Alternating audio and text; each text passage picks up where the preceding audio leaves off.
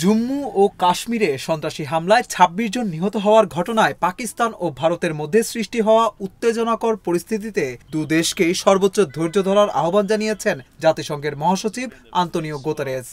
জাতিসংঘের মহাসচিবের মুখপাত্র Stephen Dujarric বৃহস্পতিবার মধ্যরাতে এক সংবাদ সম্মেলনে গুতেরেসের এ বার্তা সাংবাদিকদের জানান বলে আন্তর্জাতিক একাধিক সংবাদ মাধ্যমের প্রতিবেদনে বলা হয়েছে।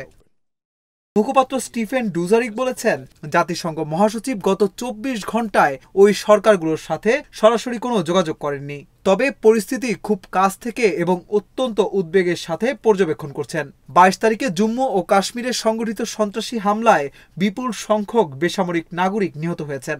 এ ঘটনায় আমরা স্পষ্ট নিন্দা জানাই। ডুজারিক আরও বলেন, জাতিসংঘ মহাসচিব উভয় সরকারকে সর্বোচ্চ ধৈর্য ধরতে এবং আমরা যে পরিস্থিতি দেখেছি তা যেন আরও খারাপ না হয় তা নিশ্চিত করতে উৎসাহিত করেছেন।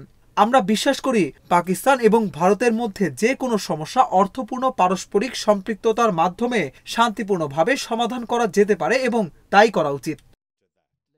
গত মঙ্গলবার বিকেলে ভারত নিয়ন্ত্রিত কাশ্মীরের পেহেলগামে পর্যটকদের ওপর সন্ত্রাসী হামলায় নিহত হন ২৬ জন। হামলার জন্য পাকিস্তানকে দোষারোপ করেছে ভারত। অভিযোগ অস্বীকার করে কড়া বার্তা দিয়েছে পাকিস্তান। দু দেশই এরই মধ্যে নানা পদক্ষেপ নিয়েছে পাল্টাপাল্টি।